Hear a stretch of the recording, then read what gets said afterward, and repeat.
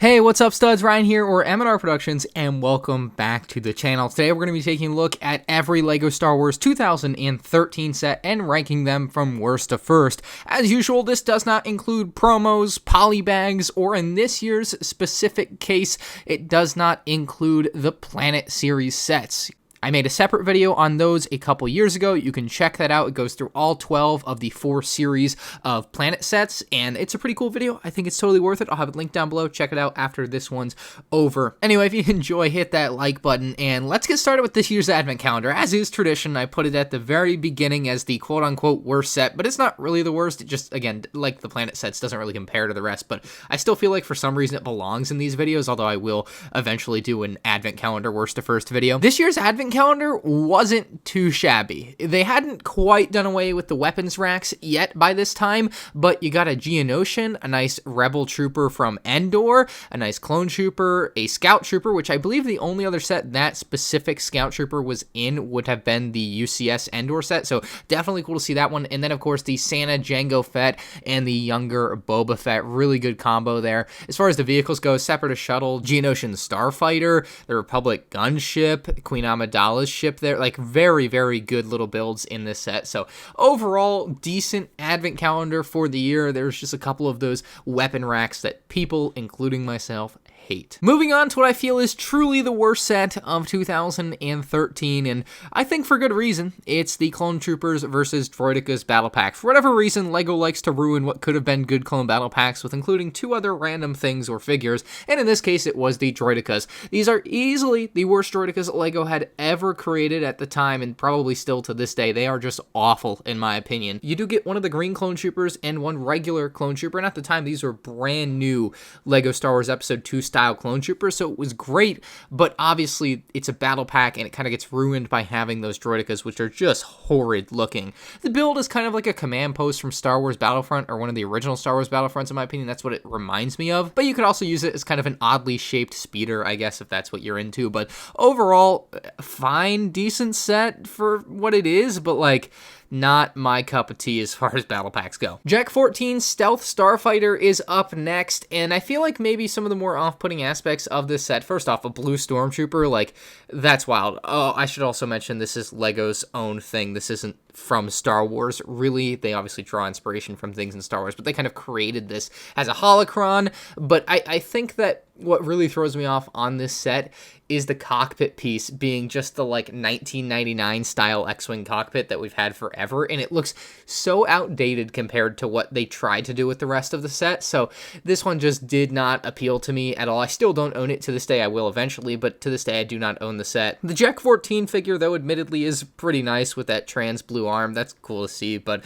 in general, it's not a set that I really enjoyed and do plan to enjoy in the future. Next up, we have the A-Wing Starfighter, which honestly, all in all, isn't that bad of a set. It just ended up this low on the list. I just couldn't rationalize it to be better than the other ones. This thing is covered in stickers, and I think that that's definitely a place where this set kind of falls apart to me, especially because I've owned it for 7 years, and the stickers have been like 5 years ago they were falling apart. So obviously now, 7 years after the sets come out, it has not held up very well in my opinion. The figure selection was nice, albeit I could have done with something other than maybe a Han Solo, but still decent enough, I would say. I don't know, it just ended up here on the list. It's kind of at a weird spot for me. I don't think it's necessarily bad or anything. It just didn't quite stand up to the rest of the sets to me. Next up, the Rancor Pit, and this one is really good for its character selection. I love the characters they were able to put in this set, especially the Rancor. Obviously, they did a great mold for him. It's a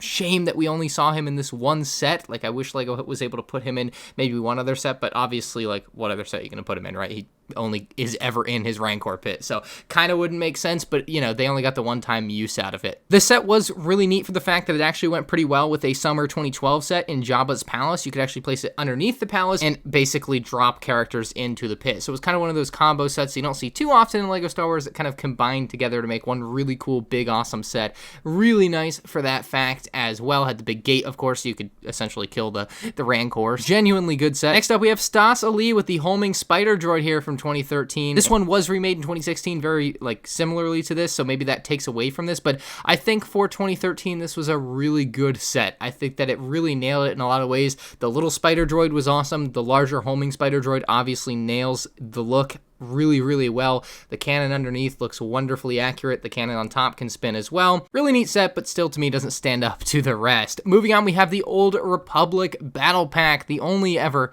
battle pack from the Old Republic era, and it's a shame that this was the only one, but it did include a couple of the Old Republic troopers as well as the Sith troopers there on the left. The set has one of the more unique speeder designs for LEGO Star Wars battle packs as well, so that was definitely a big plus.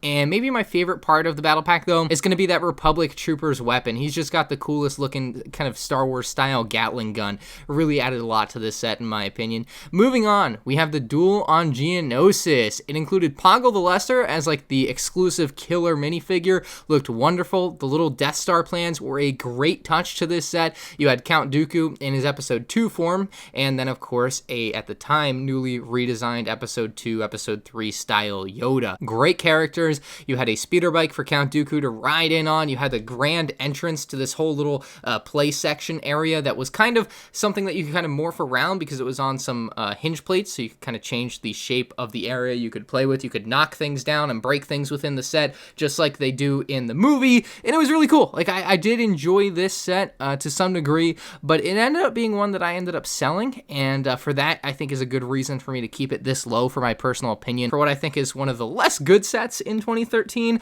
ultimately nostalgia wins out, and it's one that I've come back around to buy and enjoy. Up next is the Jedi Defender Class Cruiser, $90 set from the year with 4 figures, being a Sith Trooper, a Sith Warrior, a Jedi Knight, and a Jedi Counselor. The set had a pretty killer color scheme with this nice dark red and light gray with a little bit of blue kind of mixed in there. That never hurts. You had some limited interior space with this set, not as much as you would probably want to see with something like this. A lot of these sets end up with pretty limited interior space, but it was still a nice little play set, and it had the integrated handle, which obviously goes big for sets like this to be able to play with. So overall, it's a set that I actually kind of liked from the year, and one that obviously from the Old Republic will probably never see again. The HH-87 Starhopper is up next. Based off the Clone Wars, you get a few minifigs in here with a Nikto Guard, a Cad Bane, which was an exclusive Cad Bane to this set, and then an Obi-Wan Kenobi, once again exclusive because he's supposed to look like Racco Hardeen, which is a bounty hunter in the episodes. The Speeder, while small, I think serves its purpose very well. It's one of those things where, you know, you see people complain about big speeders in battle packs. Well, here's your small speeder. This is what you get with the smaller speeder, and it looks pretty good.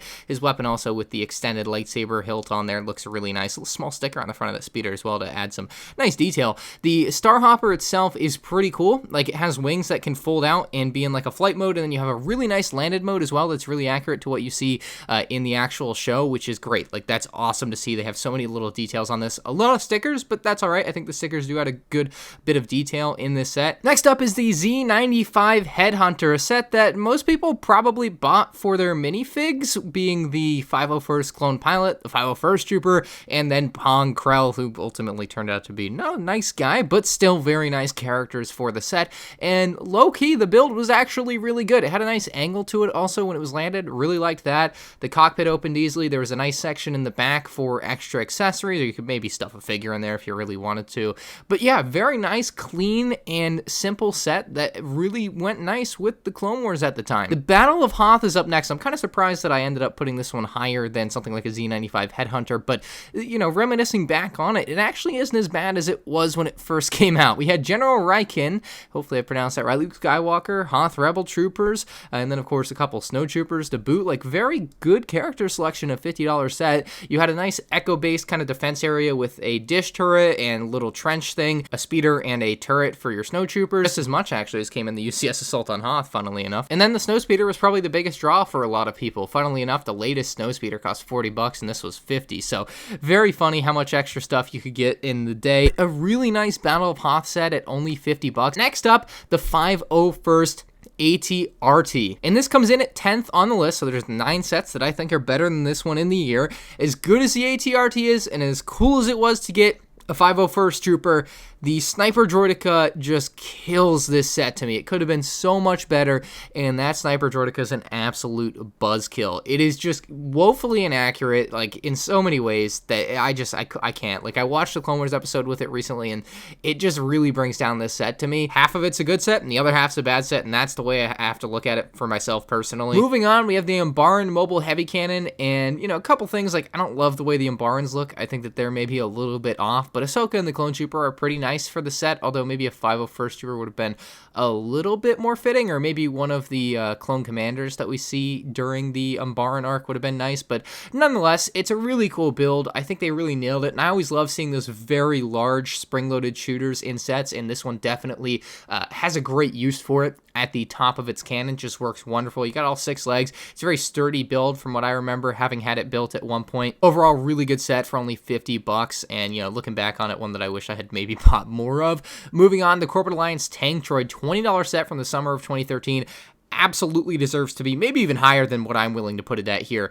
It's a wonderful set. Super cheap way to get Jango Fett. Like, cheapest way you'll probably ever have been able to get Jango Fett. In episode 2, Clone Trooper, nice in the set, and then a Geonosian battle droid to boot. Like, you just can't beat it, in my opinion. Like, so great. Maybe something that could have ruined the repurchasability to some people in a $20 set would be a figure like Jango Fett, but looking at it now, you could have sold Jango Fett and made out pretty well on sets like these. Next up, the Mandalorian Speeder here. This is a really sleek little speeder, has plenty of space for your characters, but obviously the biggest thing in the set is gonna be those characters, with 2 Mandalorian super commandos, and then of course the all too menacing Darth Maul with mechanical legs. You cannot beat it at, like, you really can't. It's got a little turret on the back, you got a little space inside the vehicle as well to store weapons and everything. Like, this set really nails it in my opinion, and it's one that, you know, another one much like the Corporate Alliance Tank Droid maybe that I wish I had bought more of. Next up, though, the 10240 UCS X-wing, a set that I really struck. Like, it was very close to being like first, second on the list,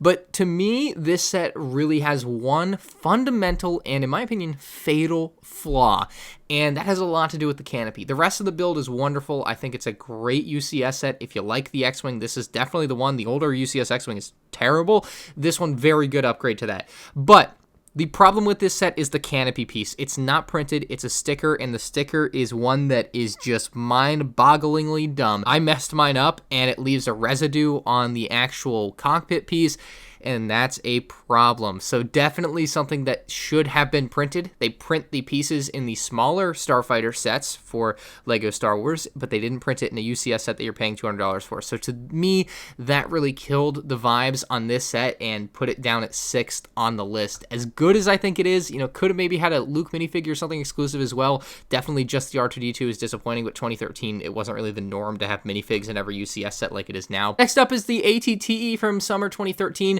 And this is a set that I actually did a review on recently, so I have quite a bit to say on it. You can check out that review on the channel, just look it up on YouTube or whatever. But this ATTE is really clean looking from the exterior. It's potentially the best looking one. I think that that's a pretty easy case to make. It just really nails the details. Looks really, really good. Has some printed pieces, has some stickered pieces, like has that combo that you see a lot. The ball turrets are wonderful. The cannon on top is great. The way that you load the trooper, the way that you load the pilot into the front of the ATT is great, but the problem is it doesn't include enough minifigures. You get a couple Geonosian battle droids, you got Mace Windu, you got Coleman Schreiber, and you get a Clone Trooper Commander. It's an ATTE, All-Terrain Tactical Enforcer. It should have more. It just should have more. You should get a couple regular clones included as well as what we have already, at least in my opinion. It was rather cheap though at $90, so that's probably the reason that they kind of skimped out on the figure selection, but to me it's just a real shame to see these big kind of iconic Republic vehicles with just so few figures. Next up is the $120 Jabba the Sail Barge, had an R2-D2. Had a Jabba the Hutt, had Reese. I have never heard his name pronounced, so I'm sorry. Princess Leia, of course, in slave outfit, Max Weibo, and a skiff guard. So decent figure selection. It was actually kind of a step down from the previous Jabba Sail Barge, though, as far as figures go. Again, much like the ATT, just didn't seem to include enough to me, but the figures that it did include were very, very high quality, very good figures for the set. It used more plastic type sails versus the 2006 version, which I think used cloth, and the cloth deteriorates a lot worse than than the plastic can, so they definitely changed that and it worked out really well. It looks very clean. The cannons on top are wonderful. It kind of hides play features, which is great. Like, you like a set that is both displayable and playable, so the whole set can really open up, and there's a like actual cannon in the front hood. There's like an actual cannon under the front hood. There's a little jail area. Of course, Jabba fits right in there. And then Max Rebo has his little section at the back. Like, really nice set for the playability as well as the displayability, one that I just really liked the final look of. The Ewok Village from late 2013 was a great one as well. Had a ton of characters, including what at the time were redesigned scout troopers. You had a Luke Skywalker. You had a ton of Ewoks, of course. You had a Princess Leia, who only ever came in that set, very exclusive to that set. And then most, but not all, other figures. Tebow was exclusive as well, that Ewok. But to me, this set really kills it. It really nails the look for the Ewok Village. You get 4 separate trees, which is just a ton, I feel like. They have so many little play features and different things kind of integrated into each tree, little traps. The foliage is really well done and filled out, in my opinion, or about as much as you can do in a Lego set of this scale.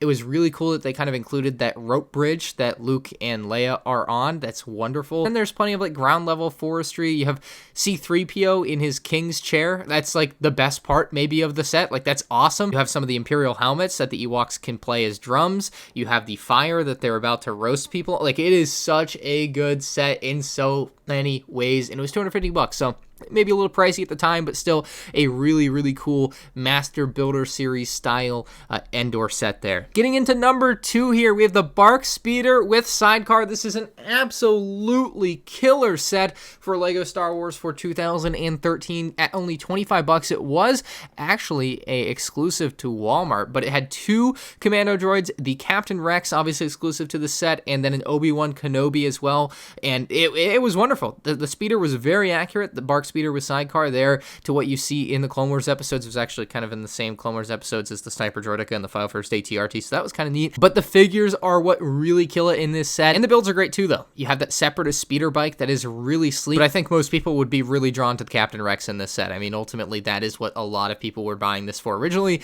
and still to this day, it's what kind of drives the price of this set to be so high now. But that leaves us with just one set to be number 1 for 2013, and that is, of course, the Republic Gunship. $120 with 1,175 pieces. Your 7 figures: Anakin Skywalker, Obi-Wan Kenobi, Padme Amidala, a clone pilot, a clone trooper captain, and a couple of Pearl Grey super battle droids. This set is legendary. It is the best Republic Gunship to date, in my opinion. It has the built-in handle, which neither of the other 2 Republic Gunships had. It had plenty of spaces for your characters to fit in, but it kind of does suffer from the same problem that the ATTE had, in that you don't really get enough clone troopers to really adequately fill those spaces. There's like 6 seats for figures and then ample extra interior space to have troops kind of in the waiting bay, but unfortunately they just don't include the troops for that. A Republic Gunship with 2 clone troopers is kind of a sham to me. It's a real shame, but that doesn't take away from how great of a set this still is, and I think there's a reason that it's worth like $400 or $500 sealed nowadays. The flick-fire missiles were well integrated onto the top. I think that is a feature that, you know, some people will get a little bit defensive of, but I think it was nice there. You had a little speeder bike that could drop out the back of the gunship as well. And there were plenty of laser cannons and things. There were so many small refinements on this gunship as well over previous models that kind of go and looked that I kind of looked deep into in my comparison video of the 3 models. Like, this one was so incredibly good. But that is the best set of 2013 in my opinion. Let me know in the comment section below what your favorite set of 2013 was, and remember, this video is my opinion. You may disagree with it, but don't take it personally. Please though, let me know if you did disagree. I'm curious what you guys think the best set of 2013 was, if not the Republic Gunship, because you know, maybe you have a hot take. Maybe your favorite set was that Clone Battle Pack. I don't know. That would be a tough pill for me to swallow, but let me know. I'm curious what you guys have in mind. If you enjoyed the video, as always, hit that like button, and I will see you guys in the next one. Peace out.